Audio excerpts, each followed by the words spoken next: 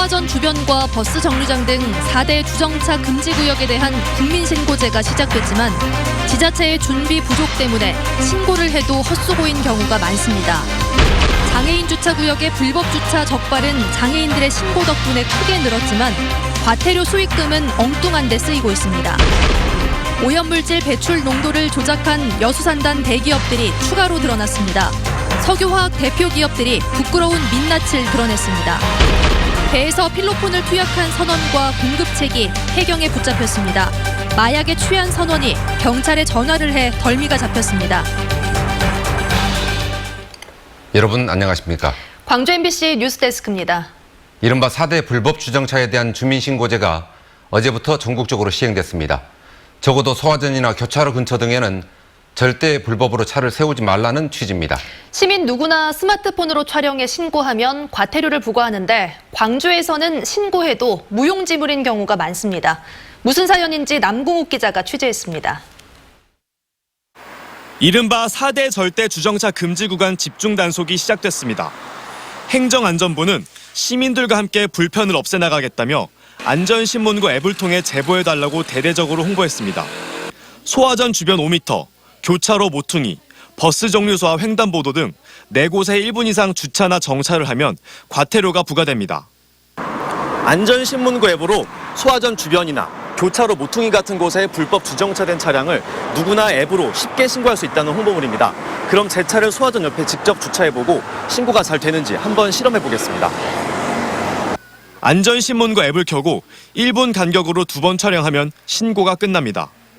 남구청회가 차가 단속됐는지 확인해봤습니다. 현재 주정차되어 있는 데가 소화전이 있는지 아닌지 담당자가 확인할 수가 없기 때문에 행정처분 내릴 수가 없습니다.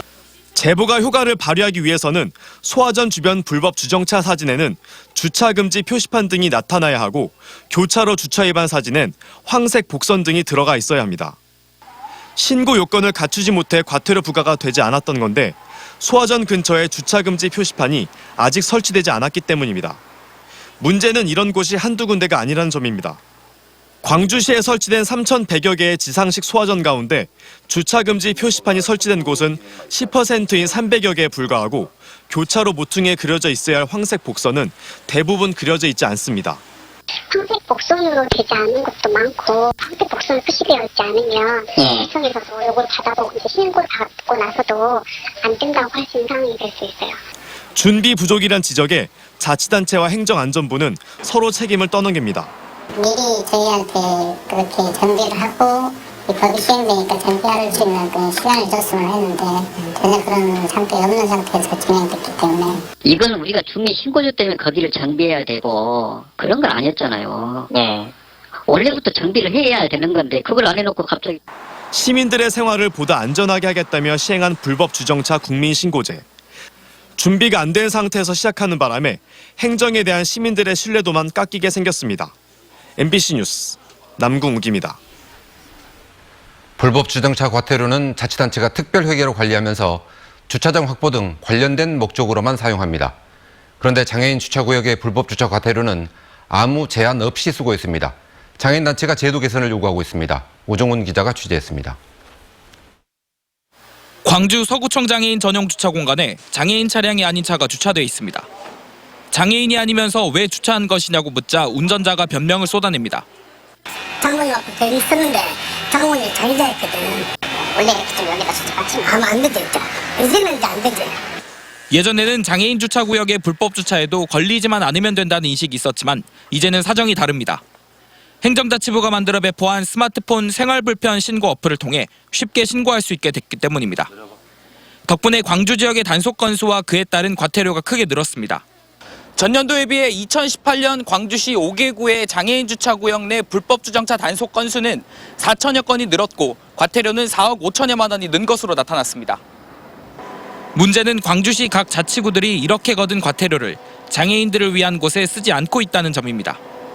장애인 구역 불법 주차로 광주 지역 5개 구청이 지난 3년 동안 거둔 과태료는 40억 원에 이르지만 이는 일반 회계에 편성돼 일반인 주민들을 위해 쓰였습니다. 금액이 그렇게 많지 않고요. 특별회계로 이제 별도로 관리하려면 이제 관련 법령에가 특별회계가 명시가 되어 있어야 되는데 장애인 단체는 과태료를 주차 단속 요원 확보나 홍보 등 목적에 맞게 사용해 줄 것을 요구하고 있습니다. 일반 도로의 주정차 위반의 과태료는 주차장법에 따라 주차 공간을 늘리는 등의 목적으로 쓰면서 왜 장애인 불법 주정차 과태료는 그렇게 쓰지 않느냐는 겁니다. 벌금 나온 곳은 당연히 재투입을 해가지고 시민들도 벌금을 안 내고는 계도를 많이 해야 되고 또 장애인들 일자리도 만들고 장애인들은 주차구역 불법행위 단속뿐만 아니라 과태료 수입의 활용을 통해 장애인 주정차 여건이 실질적으로 개선되기를 바라고 있습니다. MBC 뉴스 우정은입니다. 여수 산단의 대기업들이 측정업체와 짜고 오염물질 배출 농도를 조작했다고 어제 보도해드렸죠. 그런데 다른 대기업들의 측정 기록에서도 문제가 발견됐습니다. 보도에 문형철 기자입니다. 대기오염물질 배출 농도가 조작됐거나 실제 측정 없이 배출 기록부가 허위로 작성된 사업장은 광주 전남을 합해 모두 235곳입니다. 환경당국은 이 가운데 측정 대행업체와 공모한 것으로 드러난 LG화학과 한화케미칼 등 6개 업체의 명단을 검찰과 지자체에 통보했습니다. 공모 관계가 확인된 6군데 업체를 관할 검찰청에 기소 의견으로 송치하고 해당 지자체에는 행정처분을 의뢰했습니다. 그런데 환경당국은 이 6개 업체 외에 GS칼텍스와 롯데케미칼, 금호석유화학 등 3곳의 여수산단 입주기업에 대해서도 지자체에 행정처분을 요청한 것으로 확인됐습니다. 측정 대행업체와의 공모 관계는 확인되지 않았지만 이들 사업장에서 측정된 대기오염물질의 농도가 실제와 다르게 거짓으로 기록됐다는 겁니다. 특히 롯데케미칼은 1공장과 2공장 2곳, 금호석유화학은 고무 1공장과 2공장에다 열병합발전소 2곳까지 모두 4곳에서 위법행위가 발생한 것으로 보고 있습니다. 국내 석유화학 업계를 대표하는 여수산단 대기업들에 대한 신뢰가 뿌리채 흔들리고 있는 셈입니다. 극심한 피해를 입히는 오염물질 배출업체는 이제 발붙일 수 없다. 퇴출 기업이 될 수밖에 없다라고 하는 것을 알아야 합니다.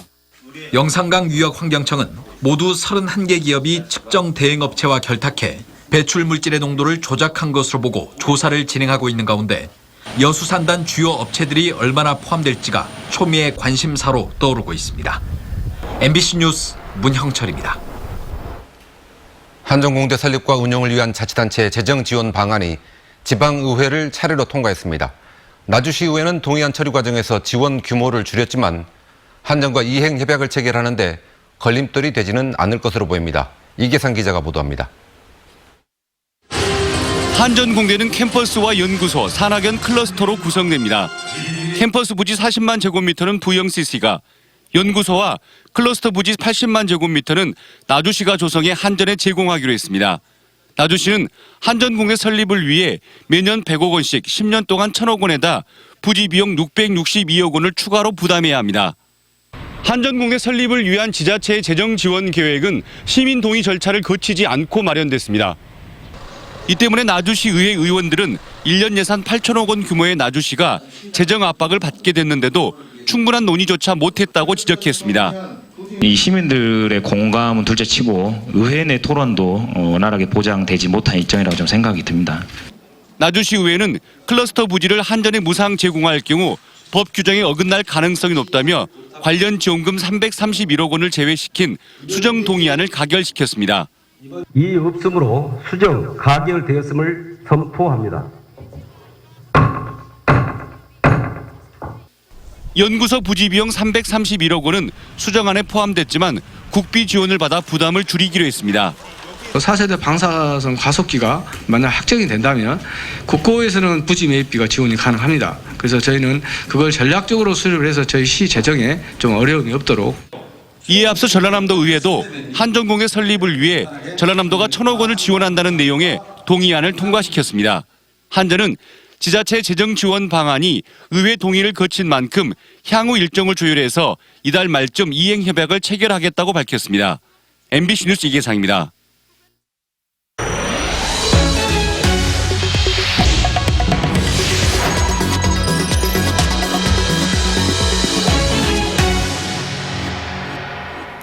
필로폰을 투약한 선원과 마약 공급책 등 5명이 해경에 붙잡혔습니다. 마약에 취한 선원이 경찰에 직접 신고했다는데요. 당시 상황이 신고 전화에 고스란히 담겼습니다. 김양훈 기자가 취재했습니다. 지난 2월 2일 오후 1시 40분 112 상황실로 한 통의 전화가 걸려옵니다. 김원일입니다. 마약 담당 사건 부탁합니다. 예, 무슨 일이세요? 약을 먹었지. 기운 없이 일로 못 하겠네. 약을 먹었다고요? 마야. 전화를 건 사람은 9.77톤급 어선 선원인 58살 김모 씨입니다. 어디서 구하셨어요? 나중에 저거 나가면 다 이야기하겠습니다. 김 씨는 신안 임자도 해상에 있는 배에서 마약을 했다며 경찰에 빨리 와달라고 말합니다. 아니, 지금 위치가 어디냐고요? 임자도에 대하는입니다. 지금 바다 위에 배 타고 있어요? 요 수연에 있습니다. 그리고 제가 신고했다 하지 말고 또 먹을 거니까 빨리 오시죠. 전남지방경찰청 연락을 받은 목포해경은 1시간여 만에 현장에 도착했고 김 씨를 붙잡았습니다. 해경 조사가 시작됐지만 김 씨는 횡설수설합니다. 내가 목수술 할 때가 있어 그래. 안 되면 내가 다 잡아야. 마약에 취한 듯 같은 말을 계속 반복합니다. 잠은 안 오는데 가만두고 있지. 너 이렇게 기분 좋지. 김 씨는 지난 1월 울산 지역 터미널에서 필로폰 판매책 50살 박모 씨로부터 필로폰을 구입했습니다. 해경은 필로폰 판매책과 공급책, 투약자 등 5명을 검거해 구속했습니다. 이들은 올해 1월 인터넷 채팅 어플과 편의점 택배를 통해 100회 이상 투약이 가능한 필로폰 5g을 유통시켰습니다. 라는 사이트에서 구매 의사를 밝히는 구매자들을 상대로 주소를 알아낸 뒤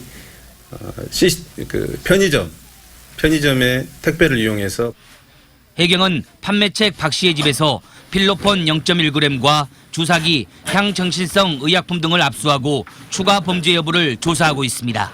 목포해경은 해상 마약류 운반 유통 투약 사범이 더 있을 것으로 보고 수사를 확대할 방침입니다. MBC 뉴스 김양원입니다. 설립자의 비리 등으로 폐교 위기를 맞고 있는 광양보건대에서 또다시 문제가 불거졌습니다. 총장의 조카가 직원으로 채용됐는데 총장이 면접위원으로 참여했다고 합니다. 조희원 기자의 보도입니다. 이달 초 광양보건대학교는 모두 3명의 계약 직원을 채용했습니다. 문제는 채용된 직원 중 1명이 현직 서장원 총장의 조카였다는 겁니다. 서 총장은 다른 부서 처장 2명과 함께 면접 심사위원으로 참여했는데 조카 서모 씨는 면접 심사에서 1등으로 통과한 것으로 알려졌습니다. 학교 측은 총장이 면접위원으로 참여한 건 맞지만 정당한 절차를 거쳐 채용해 문제가 없다고 밝혔습니다. 혹시 나한테 누가 될까 봐서 이야기를 안 하고 지원했어. 나도 몰랐어 이걸. 그래서 나중에 이제 면접을 때 그때 알았다. 하지만 서류 심사 항목부터 총장의 조카인 서 씨에게 유리했던 것으로 드러났습니다. 서류 심사 당시 광양보건대는 학력과 학점, 자격증, 경력 등 6개 항목으로 지원자를 평가했는데 서 씨는 4개 항목에서 만점을 받아 서류 전형도 1등으로 통과했습니다. 올해 3월 고용노동부가 발표한 표준 취업 규칙에 따르면 직원을 채용할 때 출신 학교나 연령 등에 차등을 두지 않게 되어 있습니다. 그럼에도 불구하고 광양보건대가 이 같은 인적 사항을 평가 기준으로 삼은 것에 대해 의혹의 목소리가 나오고 있습니다. 학교 법인인 양남학원은 지금까지 법인과 학교가 의논해 교직원을 채용했는데 이번 채용은 논의된 바가 없었다며 황당하다는 반응입니다. 법인에서는 아무래도 이 관련 자료를 다 확인할 필요가 있어서 그 관련 자료를 대학 측에 요청하였습니다. 그런데 대학 측에서 15일 날 계약직 직원의 임용권은 총장에 있다고 하면서 통보를 해왔습니다. 또 계약직 직원은 자체적으로 채용할 수 있다는 학교의 반론에 대해서는 동의할 수 없다고 밝혔습니다. 저희가 변호사의 자문을 확인한 결과 저희 사립학교법과 정관해상에 근거하면 총장에게 권한을 위임했다는 내용이라도 찾아볼 수 없었습니다. 결국은 임용권은 법인 이사나 이사장에 있다는 건 사실입니다. 법인은 직원 채용 절차상에 문제가 있다고 보고 학교에 관련 자료 제출을 재청할 계획이라고 밝혔습니다. MBC 뉴스 조희원입니다. 남부대 학교법인 관계자들이 입찰 방해와 업무상 횡령 혐의 등으로 재판에 넘겨졌습니다. 광주지검 특수부는 남부대 학교법인 이사 77살 A모 씨 등 남부대 관계자 2명과 건설사 대표 53살 B모 씨 등 3명을 불구속 기소했다고 밝혔습니다. 이들은 지난 2016년 산업단지 캠퍼스 증축 공사 과정에서 입찰가를 담합하고 2억 원을 횡령한 혐의입니다. 교육부는 지난해 남부대를 감사하는 과정에서 이 사실을 확인하고 검찰에 고발했습니다. 광주의 한 사립대 시간 강사가 학생들을 상대로 부적절한 주제의 과제를 제시해 논란이 일고 있습니다.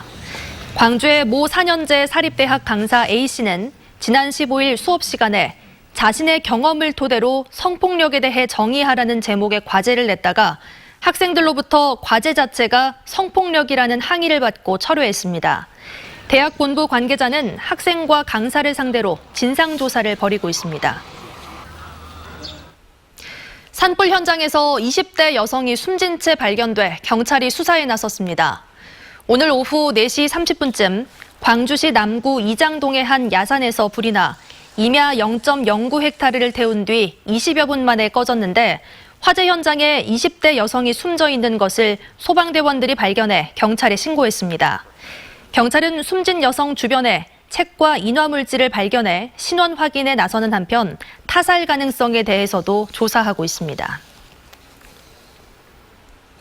오늘 오후 2시쯤 화순군 북면 옥리의 한 야산 정상에서 불이 나 임야 등 0.03헥타르가 불에 탔습니다.